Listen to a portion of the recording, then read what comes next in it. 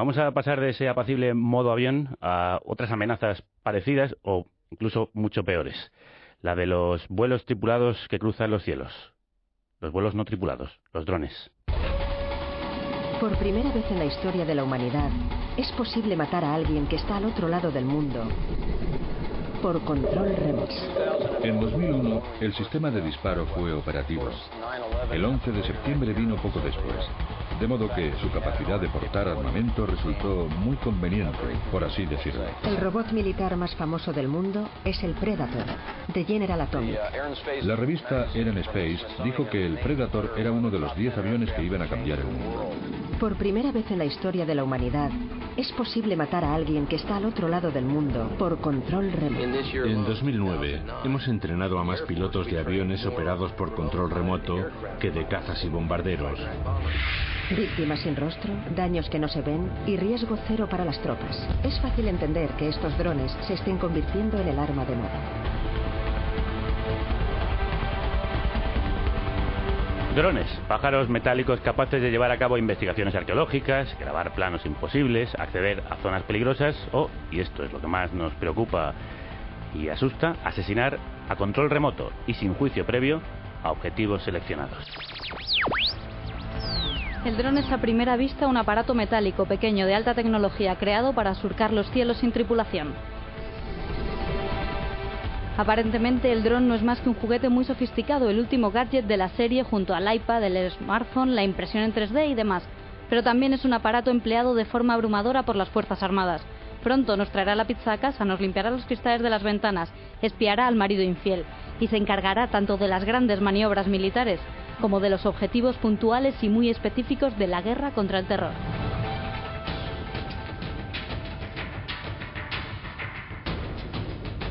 Sobre estos peligros ya palpables nos advierte un libro que se va a convertir en referencia sobre el tema en nuestro país. Drones, sombras de la guerra contra el terror, publicado por la imprescindible Virus Editorial y escrito por Enric Luján, miembro de Críptica, Asociación en Defensa de la Libertad y la Privacidad del Internet, y colaborador del Centre de las d'Estudis per la Pau, de Estudios por la Paz. Enric, crudas tardes. ¿Enric?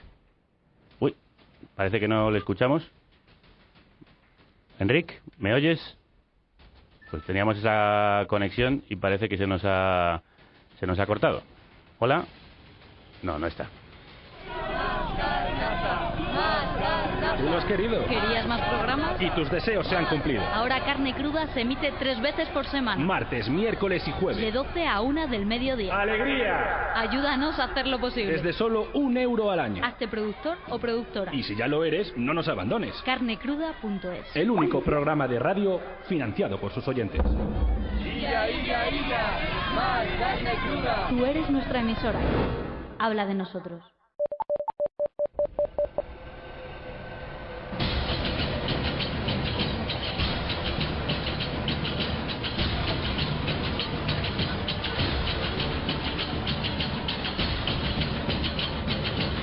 Enric Luján, crudas tardes. Hola, buenas.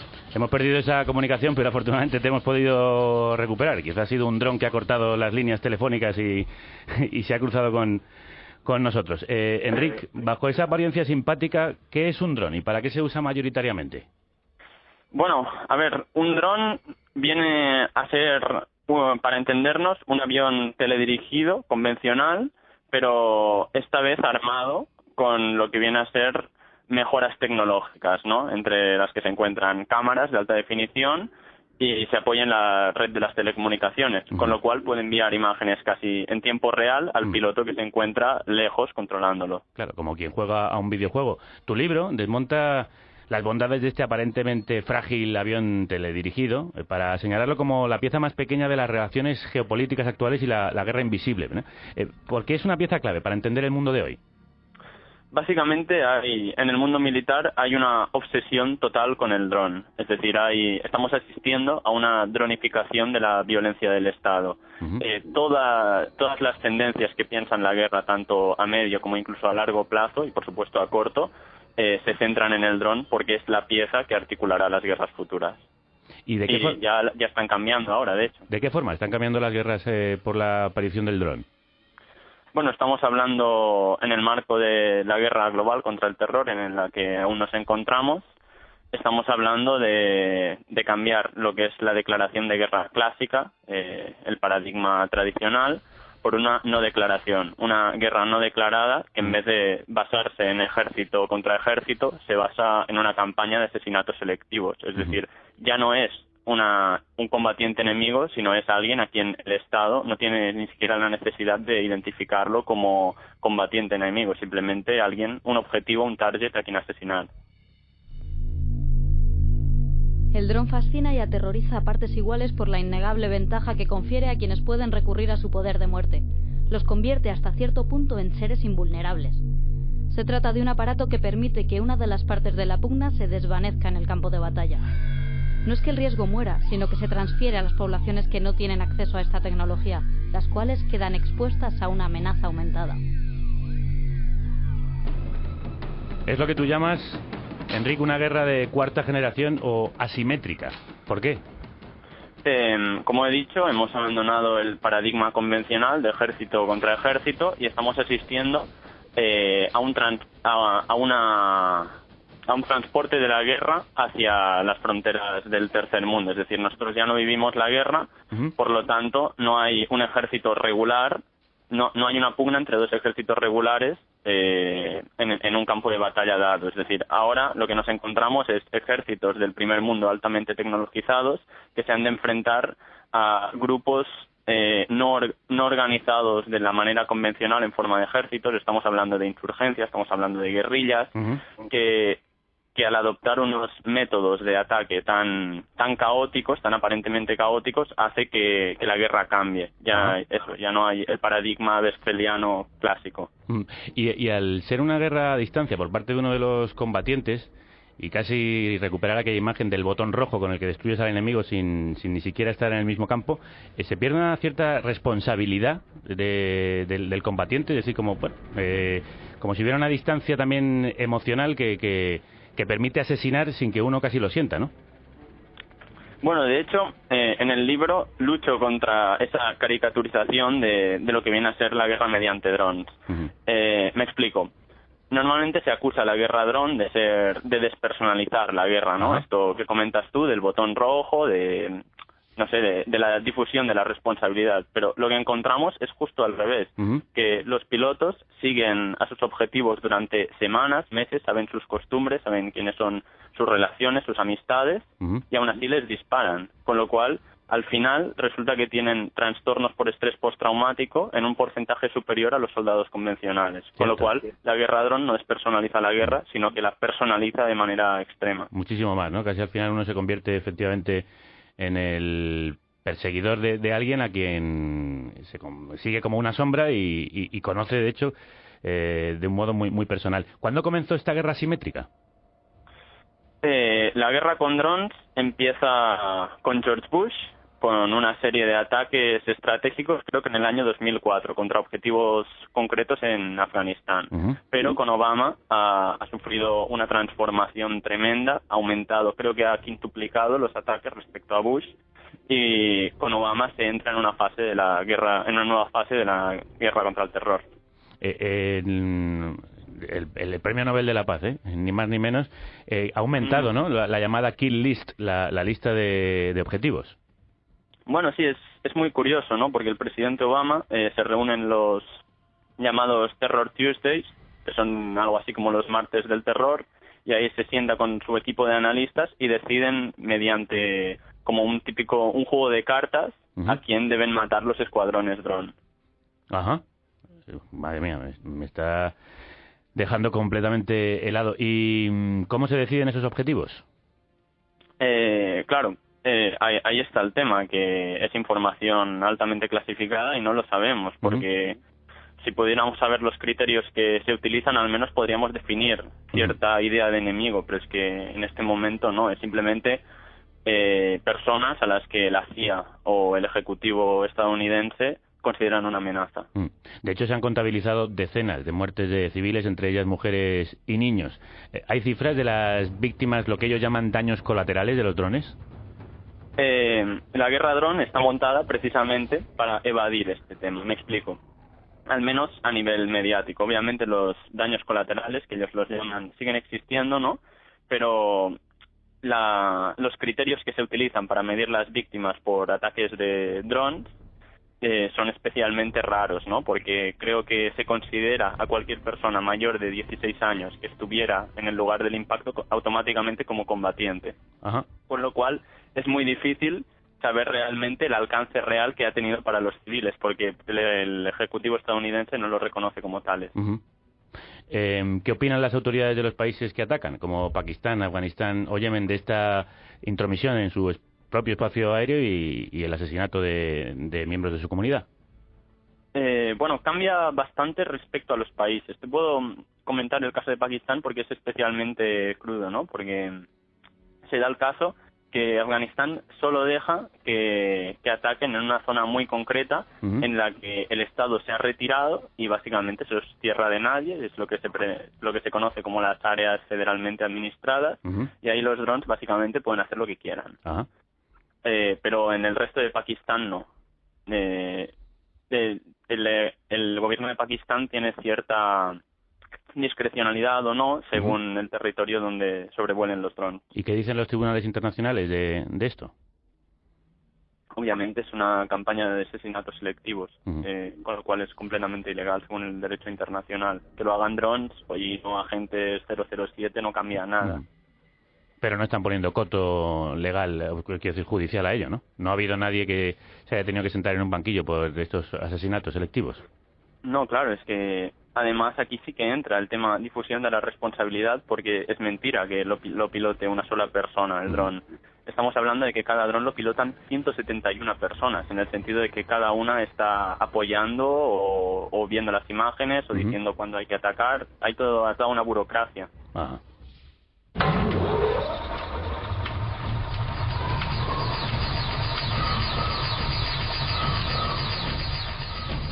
Según escribo estas líneas, un dron estadounidense acaba de asesinar en Yemen a Nasser bin Ali el-Ansi, el rostro que reivindicó para Al-Qaeda el ataque a la redacción del semanario francés Charlie Hebdo el 7 de enero de 2015. El brutal asalto a las oficinas de Charlie Hebdo no fue nada más que el acontecimiento simbólico sobre el cual se hacía posible desplegar nuevamente una campaña favorable a una guerra contra el terror sin límites. Je suis Charlie era el santo y seña de la movilización política real, la que se recorrió sigilosamente las convocatorias oficiales sin venir a decir otra cosa que nosotros estamos en guerra.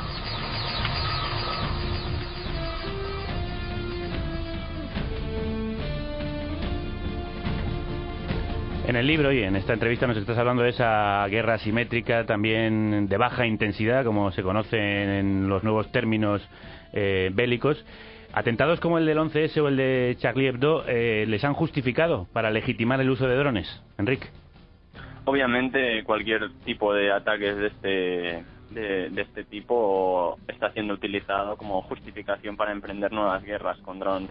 Estamos hablando de, creo que fue, David Cameron, justo al regresar de la movilización de Charlie Hebdo, como que anunció medidas extremas para combatir el terrorismo, ¿no? Y de hecho Reino Unido ya ha hecho su primer ataque con drones, reconocido oficialmente por el propio Ejecutivo.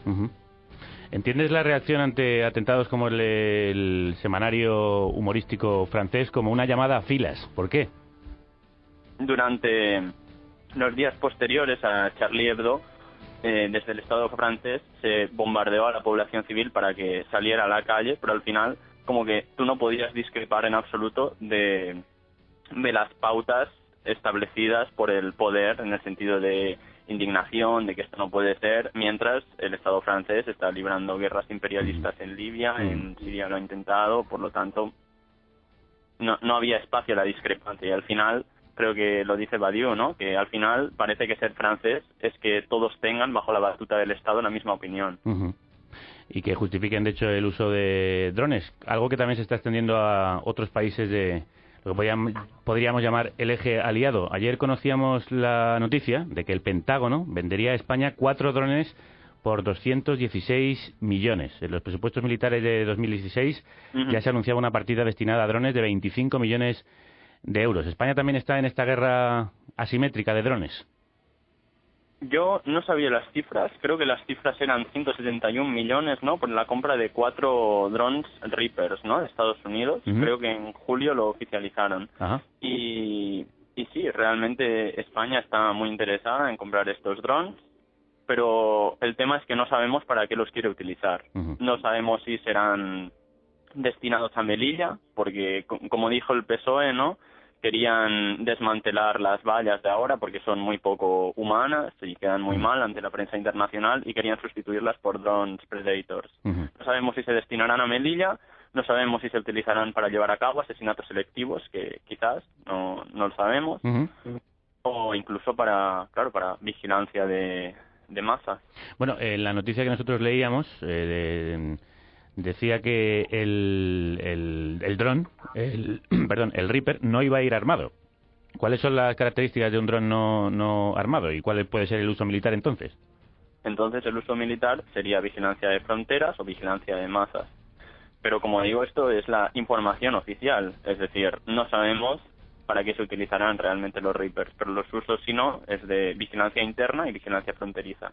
Reaper es uno de los drones del que está hablando Enric, de la empresa estadounidense General Atomics, con la española Sener. ¿Hay industria de drones aquí en España?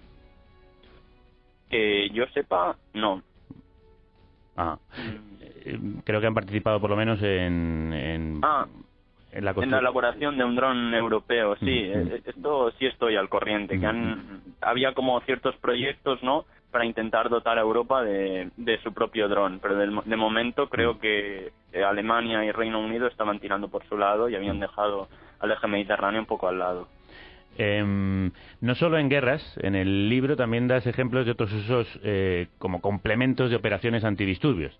¿Dónde se está utilizando con este fin y cómo?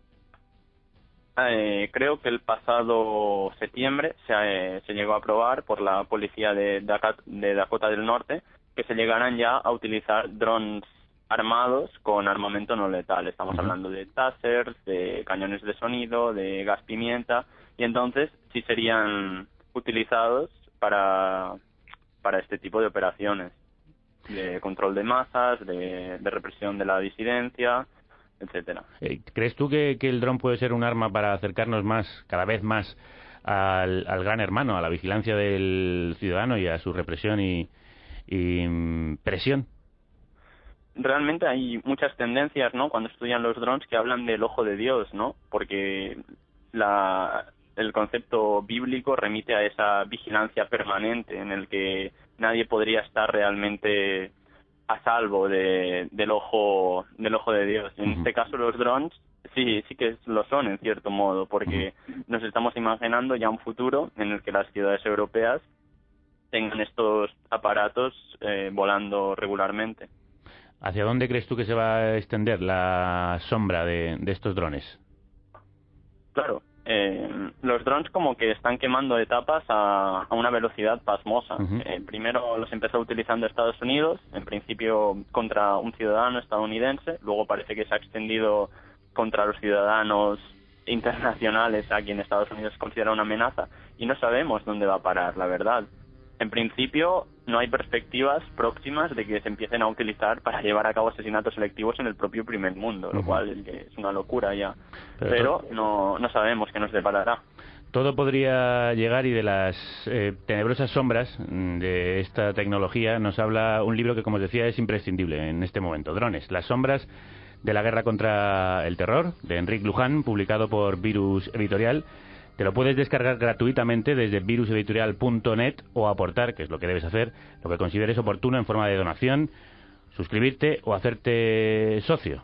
Exactamente como en Carne Cruda, donde puedes colaborar, donar o suscribirte para hacer programas y entrevistas como la de hoy a Enric Luján posible. Enric, muchísimas gracias. Vale, pues muchas gracias. Un abrazo. El programa más viral de la radio se multiplica. Con nuevos colaboradores. Más los anteriores. Nueva página web. Más completa y manejable. Y nuevo horario. Más días a la semana. Martes, miércoles y jueves de 12 a 1 de la tarde. Carnecruda.es. Las ideas son libres y están despiertas porque pensamos con las puertas abiertas. Ahora somos más virales que nunca. Ahora somos más virulentos si cabe. Tú eres nuestra emisora. Habla de nosotros.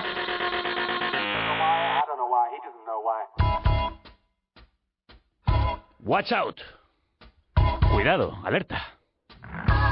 Es el nombre del grupo con el que nos despedimos. Una advertencia que sirve para peligros como los drones. Cuando atacan sus víctimas muchas veces no saben ni por qué. No sé por qué. I Don't Know Why se llama este tema con el que abren su último disco. Constitution. La constitución del funk. Watch out.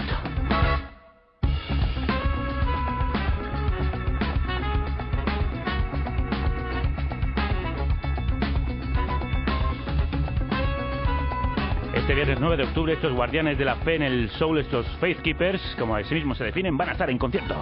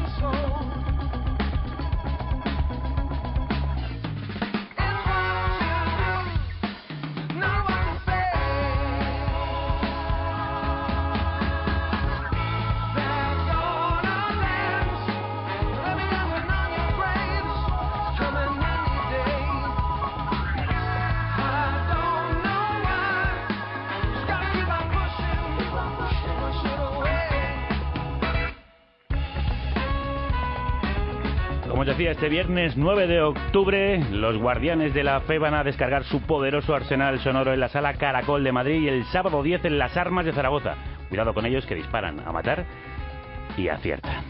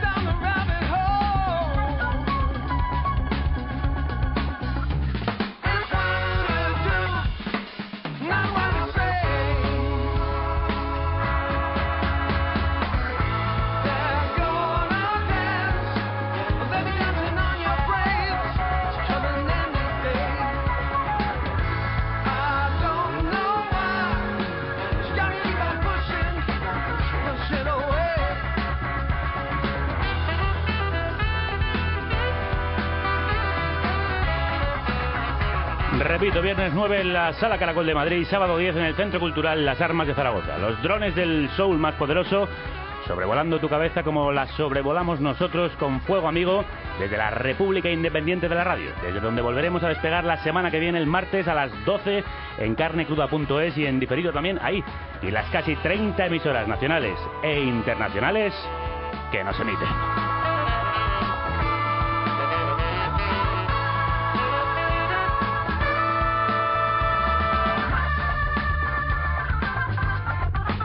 Volveremos entonces con la apasionante historia del narcotráfico en Galicia y con el músico gallego Soel López. No te lo quieres perder. Mantente a la escucha, ve con cuidado y... No te vayas pa'l hondo. Watch out, watch out, watch out, watch out. Y que la radio te acompañe.